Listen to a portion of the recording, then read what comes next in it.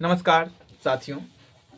आज मैं कबीर के परिप्रेक्ष्य में सामाजिक संदर्भ यानी कबीर और समाज को लेकर कुछ बात करूंगा, जिसमें कबीर जो है भारतीय संत परंपरा में कबीरदास एक ऐसे प्रकाश की स्तंभ है जिन्होंने अपने तेजस्वी विचार और सहज वाणी से समाज में व्याप्त कुरीतियों को उजागर किया है। इस समाज में जो कुरीति फैल गया था और अभी भी फैला हुआ है, उन कुरीति को उजागर किया है। वे केवल भक्त कवि नहीं बल्कि प्रखर सामाजिक चिंतक, सुधारक और मानवतावादी दार्शनिक थे। क्या सब थे? सामाजिक चिंतक, सुधारक और मानवतावादी दार्शनिक थे। अगर उनका जन्म की बात करें तो 15वीं शताब्दी के उस दौर में हुआ था जब भारतीय समाज धर्म, जाति, आडंबर और अंधविश्वासों के बोझ तले बिखर रह चुके थे, यानी बिखर रहा था। जाति पाति अपने चरम सीमा पर था, अंधविश्वास अपने चरम सीमा पर था। ऐसे समय में कबीर की वाणी एक क्रांतिकारी पुकार बनकर उसी एक ऐसे पुकार को जो मनुष्य को अपने भीतर झांकने और समाज को नई दृष्टि से देखने का आह्वान करती है। क्या करती है? इन समाज को नई दृष्टि से देखने का आह्वान करती है। अब है धार्मिक पाखंड पर तीखा प्रहार। कबीर ने धार्मिक पाखंड पर भी तीखा प्रहार किया है। कबीर ने हिंदू और मुस्लिम दोनों वर्गों में फैले बाहरी कर्मकांड, भेदभाव और अंधविश्वास पर खुलकर चोट किया है। उनके लिए धर्म पूजा नहीं बल्कि मन की पवित्रता का विषय था। क्या था? मन की पवित्रता का विषय था। उनकी एक पंक्ति मुझे याद आती है कि पाहन पूजे हरि मिले तो मैं पूजू पहाड़। धार्मिक आडंबरों की निरर्थकता को उजागर करती है। अब है कि कबीर का यह दृष्टिकोण उस समय के समाज के लिए एक चेतावनी था कि ईश्वर बाहर नहीं मानव हृदय में बसता है। कहां बसता है ईश्वर? कहीं बाहर मंदिर या मस्जिद में नहीं, मनुष्य के हृदय में ईश्वर का वास होता है। ईश्वर का वास कण कण में होता है। जाति वर्ण का विरोध भी किया है उन्होंने, जाति पाति का भी उन्होंने विरोध किया है। अभी का जो समाज है अभी भी जाति पाति के तले दबा हुआ है। कहा जाता है जात न पूछो साधु से पूछ लीजिए ज्ञान, मोल करो तलवार का पड़ा रहन दो म्यान। कबीर का सामाजिक चिंतन जातिगत बंधनों के विरोध के बिना अधूरा है। उन्होंने जातिवाद का भी विरोध किया है। एक शोषित वर्ग से आने का कारण उन्होंने जातिगत अन्याय को गहराई से अनुभव किया है। अब कबीर जो थे एक शोषित वर्ग से आते थे, इसीलिए वो खुद शोषण के शिकार थे। जब तक खुद पर नहीं बीतती है तब तक मनुष्य को दुख दर्द कहां पता चलता है। तो कबीर ने उस दर्द को झेला था, क्योंकि कबीर खुद शोषित वर्ग से आते थे और वो शोषण के शिकार भी हुए हैं। इसीलिए उन्होंने जातिगत न्याय को गहराई से अनुभव भी किया है। उनका एक दोहा है, जाति ने पूछो साधु से पूछ लीजिए ज्ञान, मोल करो तलवार का पड़ा रहन दो म्यान। कभी भी मोल होता है तलवार का, म्यान का नहीं। जाति न पूछो साधु से, साधु से जाति कह रहा है नहीं पूछने के लिए, पूछ लीजिए ज्ञान, उनसे ज्ञान की बात कीजिए ना। बंद कर दीजिएगा। जाति क्या है? ज्ञान की बात करना है, उनसे ज्ञान लेना है। मोल करो तलवार का, अरे मोल करना ही तलवार का मोल करो। म्यान में क्या रखा है? म्यान में क्या रखा है? काम तो तलवार से होगी ना, म्यान से क्या काम होगी? म्यान का तो काम है उसमें रख देना तलवार को। तो काम गुण, जिसमें गुण है वही सर्वोपरि है। मानव मूल्यांकन की उस दृष्टि को जन्म देता है। मानव जो है मूल्यांकन की उस दृष्टि को भी जन्म देता है जिसमें मनुष्य को उनके जन्म से नहीं बल्कि उनके ज्ञान, विचार और कर्म से परखा जाता है। मनुष्य को हमेशा उनके ज्ञान से, विचार से और कर्म से परखना चाहिए। कुछ लोग रंग रूप लेकर के बैठे रहते हैं।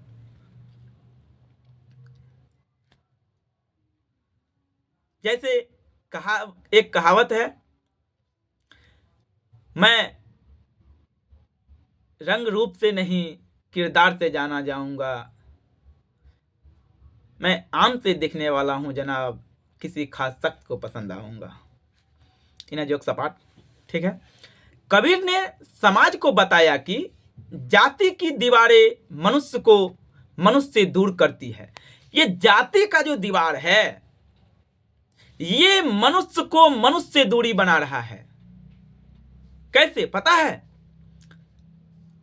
अब मान के चलिए एक साथ बैठ करके खा रहे हैं, तू कौन जाति है, आप कौन जाति है, आप कौन जाति है, अरे वो जाति में मत खाओ, छुआ जाओगे।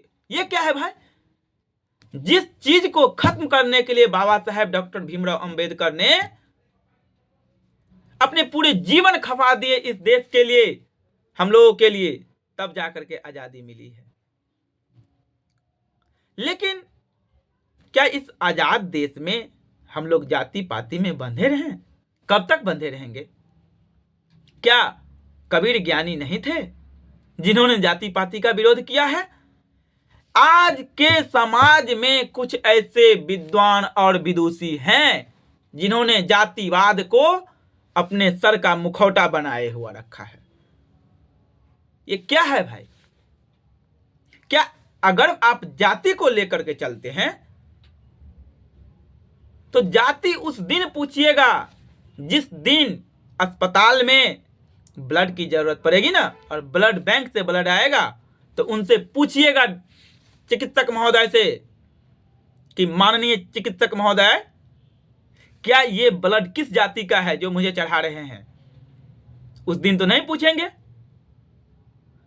लेकिन जाति का बेड़ी बांध करके चलेंगे। कबीर ने समाज को यह भी बताया है कि जाति की दीवार मनुष्य को नीचे से नीचे स्तर तक ला रहा है, और इसी जाति में बंधने के कारण हम लोग टूट रहे हैं। ये कोई नहीं कह रहा है कि सिर्फ मनुष्य एक जाति है। विशेष रूप से मेरा मानना है, अगर मैं लड़का हूं, पुरुष हूं, तो पुरुष एक जाति है, स्त्री है तो स्त्री की एक जाति है।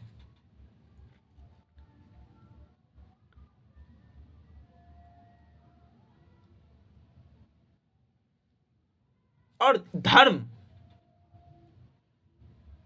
जाति सब एक है।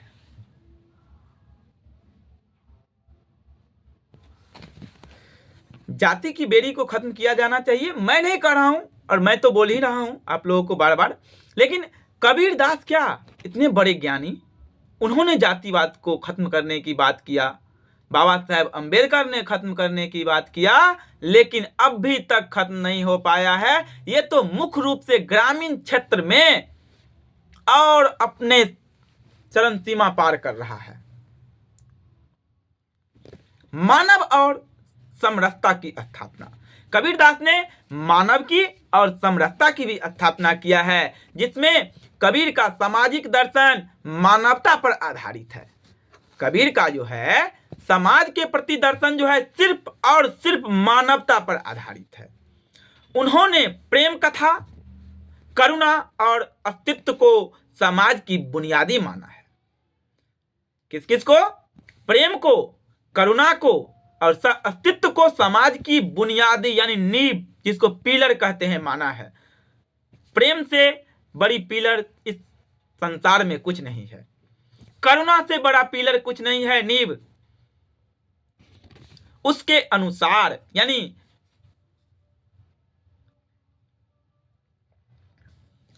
अर्थात पूरा संसार जो है ईश्वर का स्वरूप है।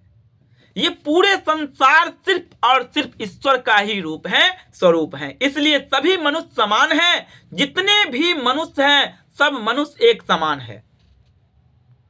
कबीर की यह दृष्टि सामाजिक समरसता को जन्म देती है। कबीर का जो यह दृष्टि है सामाजिक समरसता मतलब समान भाव को जन्म देती है और मनुष्य को मनुष्य से जोड़ती है। किस चीज से जोड़ती है? मनुष्य को मनुष्य से जोड़ती है। धार्मिक सौंदर्य और एकता का संदेश। धार्मिक धर्म को लेके भी चलना है, एकता को भी लेके चलना है, एक बन के भी रहना है। कबीरदास ने हिंदू मुस्लिम में द्वंद्व को समाज के लिए घातक बताया है। कबीरदास ने हिंदू मुस्लिम के द्वंद्व को भी समाज के लिए घातक ही बताया है। आज धर्म के नाम पर हम लोग लड़ेंगे, जाति के नाम पर लड़ेंगे, इससे क्या होगा? कोई फायदा नहीं होगा भाई। उनकी वाणी में राम और रहीम एक ही है। कबीर जी कहते हैं राम और रहीम दोनों एक हैं, सत्ता के रूप में प्रकट होते हैं। उसका यह संदेश उस दौर में अत्यंत क्रांतिकारी था जब धार्मिक विद्वेष समाज में बट रहा था। वे कहते हैं कंकड़ पाथर जोड़ के मस्जिद लय बनाए, ता चढ़ी मुल्ला बांग दे, क्या बहरा हुआ खुदाए। इसमें धार्मिक संस्थानों पर नहीं मनुष्य की अंतर्निहित एकता पर बल दिया गया है। इसमें जो है मनुष्य की अंतर्निहित एकता पर बल दिया गया है मुख्य रूप से। अब आगे है श्रम की गरिमा और सामाजिक यथार्थ। श्रम की क्या गरिमा है और समाज की क्या यथार्थ है। कबीर स्वयं जुल्हा थे। क्या थे? जुल्हा। इसलिए उनका संपर्क समाज के श्रमिक वर्ग और वास्तविक जीवन से गहरा था। उनकी रचनाएं जो है बहुत पीड़ादायक है, संघर्ष और सम्मान को आवाज देती है। उनकी जो रचना है वो पीड़ादायक और संघर्ष को और सम्मान को आवाज देती है। उनकी वाणी में श्रम की महत्ता को वह सम्मान मिलता है जिसकी वह उस समय इस समाज को अत्यधिक कमी थी। उस समय में समाज को इस चीज की जरूरत थी और ये नहीं था।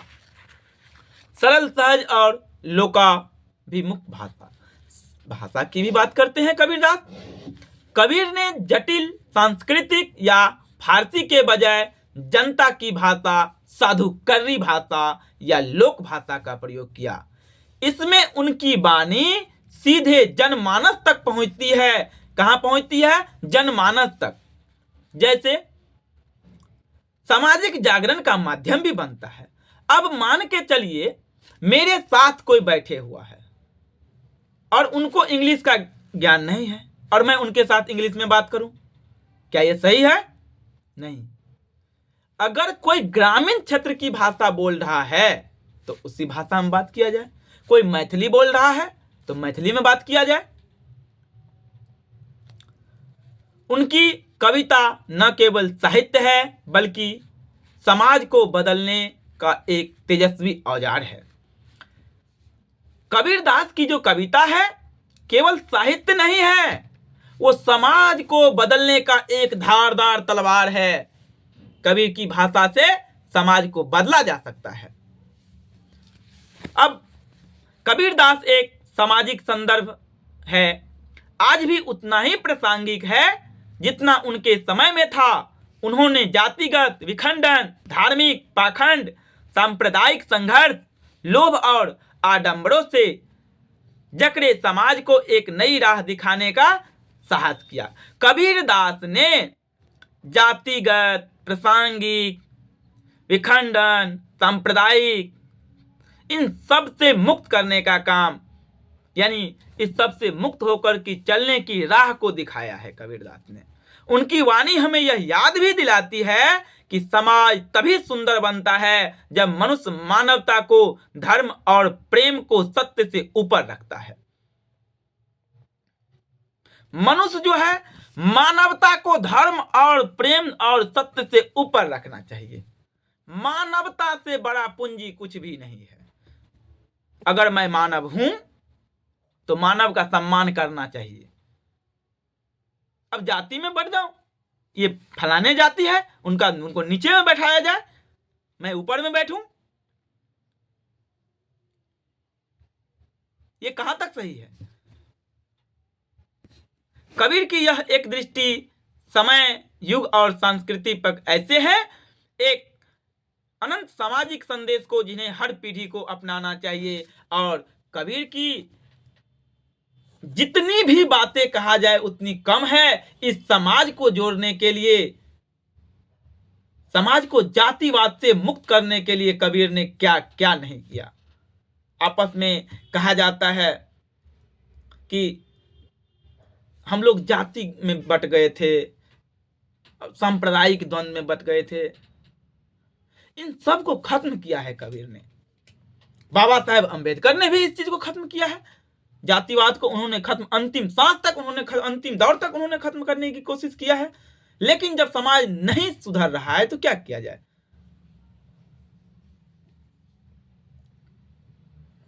ठीक है, मुझे कहीं निकलना है।